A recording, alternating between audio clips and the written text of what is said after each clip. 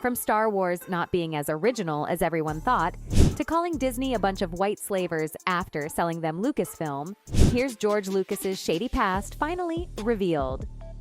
Most people agree that Star Wars is one of the best movie series of the past 40 years.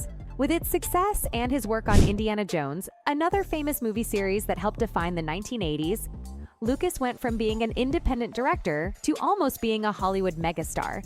But Lucas's rise to a billion-dollar fortune wasn't all smooth sailing. He did some shady things along the way, which people tend to ignore because he's known as a powerful creative force.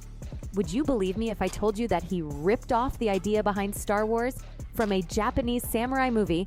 Yep, the original and prequel trilogies owe a lot to Akira Kurosawa's 1958 Japanese samurai film, The Hidden Fortress. Most people think of Lucas as the creator of the galaxy far, far away, and there's no doubt that his imagination gave us an intergalactic epic, but it was a big ripoff. There's a plump slave owner who could be a cousin of Jabba the Hutt, mossy woods that look like the Ewoks' home of Endor, and horizontal wipes that both directors used to move between scenes. If you've ever wondered why Queen Amidala pretended to be a maid in The Phantom Menace, it's because Princess Yuki pretended to be a commoner so she could sneak through enemy territory. Also, like Darth Vader in Return of the Jedi, the heroes in the Hidden Fortress are saved by a villain with scars on his face who suddenly found his way to the good side. Lucas may not have thought of Star Wars all by himself, but he's never been afraid to say that Kurosawa influenced him. Lucas used his fame to get 20th Century Fox to fund one of Kurosawa's projects after the first company dropped out. Compared to how Lucas treated his wife, who created the franchise with him, Kurosawa was lucky. The director was horrible to his ex-wife Marcia. Lucas and his team at Industrial Light and Magic were on the cutting edge of visual effects, even when they made the first 3 Star Wars movies with models and makeshift sets. But the woman who cut the original movie into the timeless classic is rarely given credit. And it was none other than his ex-wife, Marcia. The trench run, which Marcia did, is often thought to be the most memorable part of the movie, something she's never given credit for. According to Michael Kaminsky's book, The Secret History of Star Wars, the original run was written completely differently, with Luke Skywalker making 2 runs at the exhaust port, and that would have made the movie a lot longer. Marcia told George that the movie would fail if people didn't cheer when Han Solo came in the Millennium Falcon to save Luke from Darth Vader. Marcia was such a driving force on sets and had so many smart directing decisions that the cast called her the heart of the movies.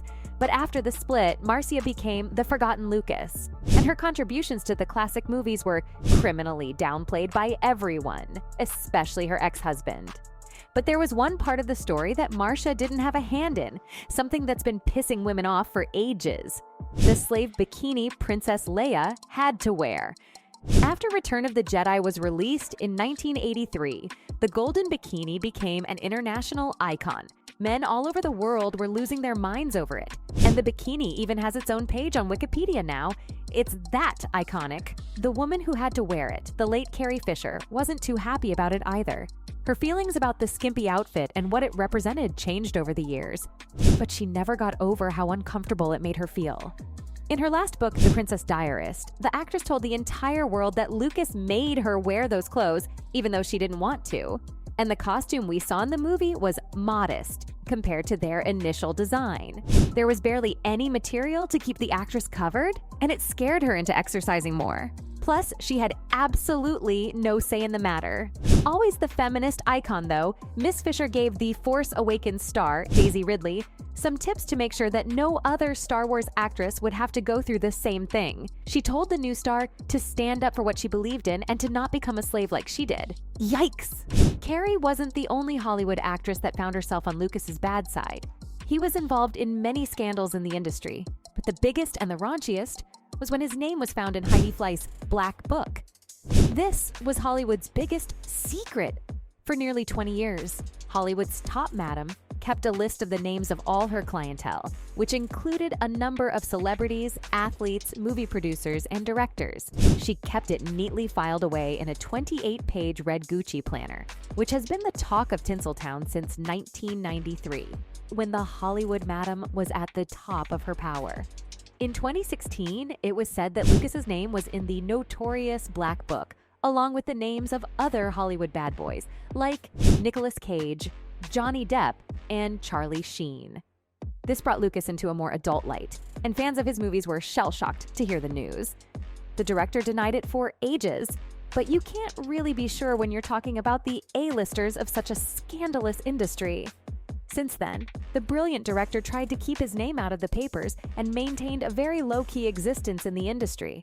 But fans were quick to point out some really troubling things in his body of work, like the extremely racist stereotypes in The Phantom Menace. When fans of the Star Wars series heard about the prequel trilogy, they lost their minds. But when The Phantom Menace came out in 1999, reviewers and fans who'd grown up with the series saw that something wasn't quite right, especially with all the aliens, whose voices all sounded pretty terrible. The shrewd Japanese merchant villains in the film threw people off, but that wasn't the only offensive thing in the movie. In the next part, our heroes get away from the bad Japanese guys by going to a planet nearby. They try to fix their broken spaceship there, but Watto, the shop's owner, has a hooked nose and a strong Yiddish accent, which makes it impossible for them to do so. And how can I not mention Jar Jar Binks? People hated how he was portrayed, since he felt like a bad representation of African Americans. From his accent to his weird body language and even his stereotypical antics, everything was just horrible. And the cherry on top was how mostly white characters were seen beating people who talked with strange accents, dressed and acted differently from them. Lucas really ruined an entire franchise with his controversial take on other races, and fans were livid. A lot of them even boycotted the series after that. But what's worse than making a movie filled with racial stereotypes is calling someone a slave owner. And not just someone, one of the biggest names in the industry. It all happened back in 2012 when Disney spent $4 billion to buy Lucasfilm and all of its franchises. At the same time, Walt Disney Studios announced that new Star Wars movies would start with Episode 7, the critically acclaimed The Force Awakens. Behind the scenes, Disney and Lucas's relationship got worse when the studio chose not to use the director's plans for the new trilogy and didn't want him on board with the project at all. This was probably done to keep from ending up like the prequels, full of racist undertones. Because of this, Lucas really let the people at Disney have it, saying some truly horrific things in a conversation with Charlie Rose. He told the world that he sold his most famous franchise to a bunch of white slavers who didn't care about fans, only about making money, and stealing people's ideas. Disney decided that they wouldn't use his stories and would instead make up their own, but didn't want Lucas to join in either. After his horrible comments, he did apologize to Disney in a statement to The Hollywood Reporter, and he told Rose that he would have been a problem on set because he lets the power go right to his head. But the damage was done. And even though he said he had a lot of respect for Disney and Bob Iger, after working with them for 40 years and selling them his biggest selling idea ever, many saw him differently after this. So there you have it, folks. From calling Disney a bunch of white slavers after selling them Lucasfilm, to Star Wars not being as original as everyone thought. That was George Lucas's shady past finally revealed.